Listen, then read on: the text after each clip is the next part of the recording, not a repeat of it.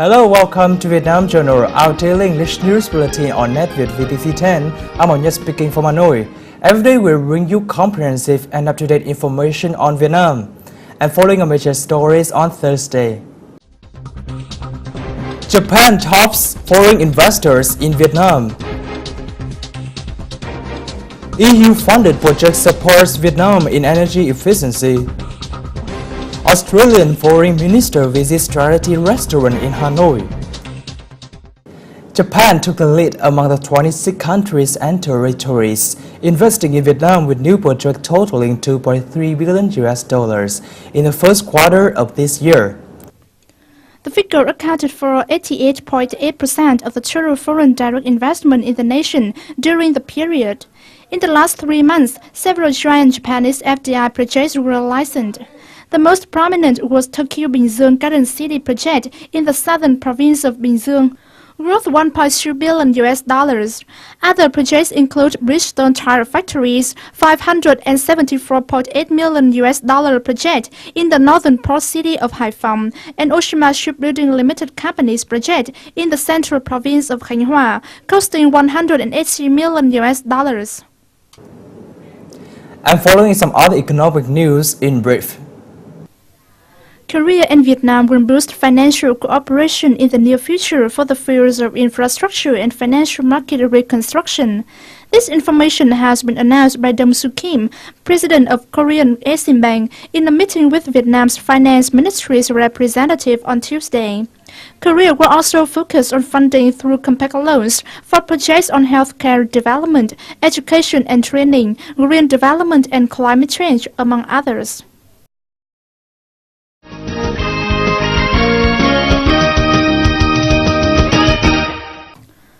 Businesses of Central Ha Tĩnh Province of Vietnam and Thailand's northeastern Nakhon Phanom Province recently signed 7 agreements on investments.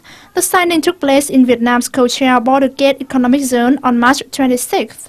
On this occasion, leaders of the two provinces also pledged to promote cooperation in education, traffic, trade and tourism. Accordingly, Ha Tĩnh and Nakhon Phanom will speed up the connection of traffic routes and create favorable conditions for bilateral trade exchange.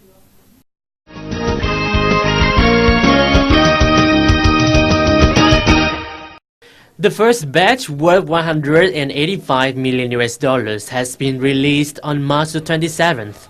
These are the 5-year bonds without security assets, with a coupon rate of 5% capitalized every 6 months. However, these bonds have been listed immediately at the Singapore stock market.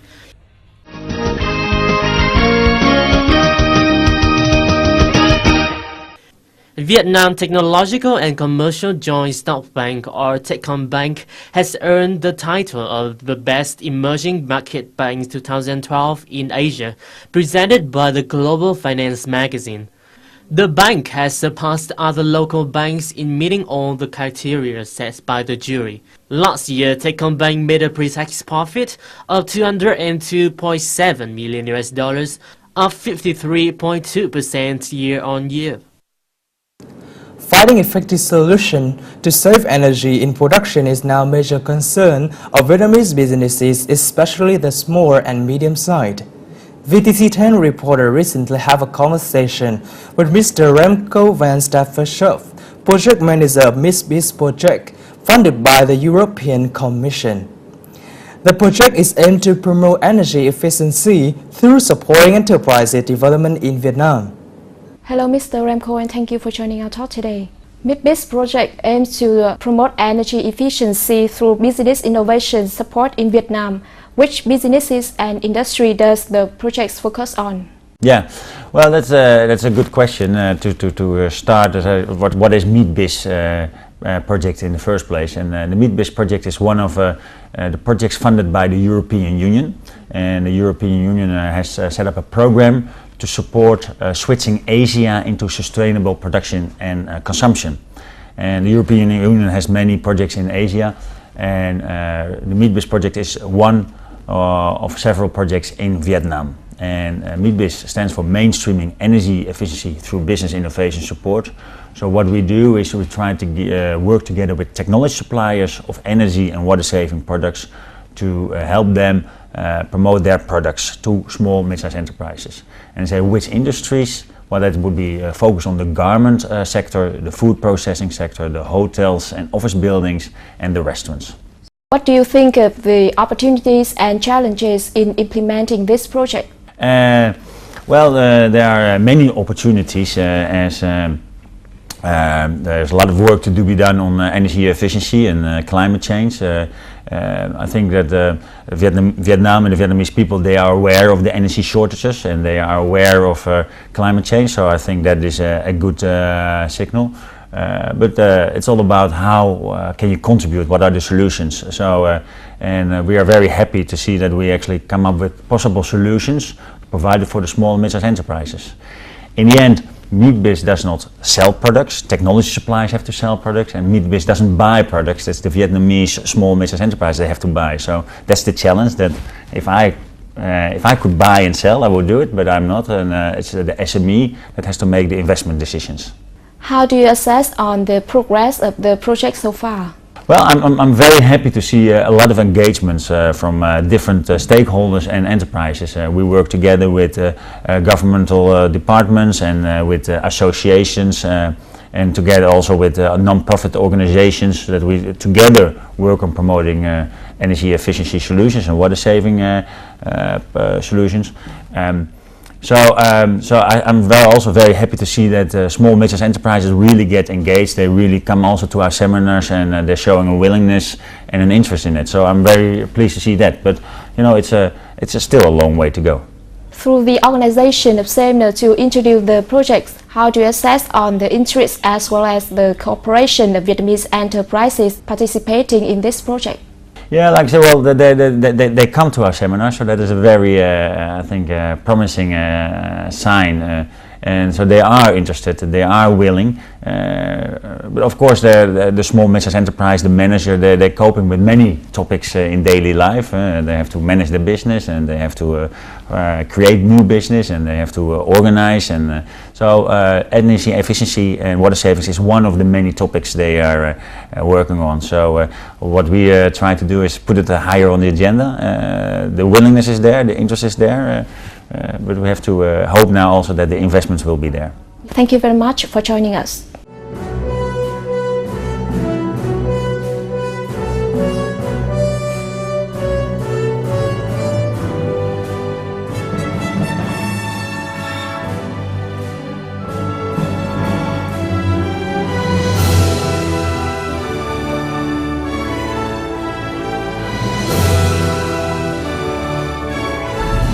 Vietnam Journal. It's not just news, it's life in Vietnam. Welcome back to News Bulletin. Australian Foreign Affairs Minister Senator Han Bob Carr visited the trainees at the Coto Van Mill restaurant in Hanoi on Wednesday. The restaurant is a charitable organization run by the Vietnamese Australian activist. At the meeting, Australian Foreign Affairs Minister Senator Han Bob Carr talked to trainees as well as a group of Australian Hanoi-based volunteers. Coto trainees were honored to have the opportunity to meet the minister. This was his first visit to Vietnam, hoped to bring in new supporters to help Coto. Coto is a non-profit hospitality training organization. It was established by Jimmy Pham and has trained over 300 disadvantaged Vietnamese youth in Hanoi and Ho Chi Minh City. The Australian Foreign Minister also met his Vietnamese counterpart during his official visit to Vietnam. Senator Carr affirmed that Vietnam is emerging as one of the Australians' more important partners in the Asia-Pacific region. Moving on to some other stories. Two former Manchester United famous players met Vietnamese fans on Tuesday in Ho Chi Minh City. The event was a part of a global tour introducing the 19th Premier League trophy won by the Manchester United club.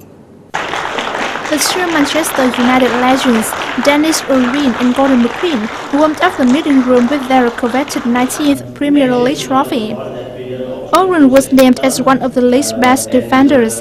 He made over 500 appearances for United in an epic career and won many different titles. McQueen was known as one of the bravest defenders with his no-nonsense defensive style and demonstrated a real prowess.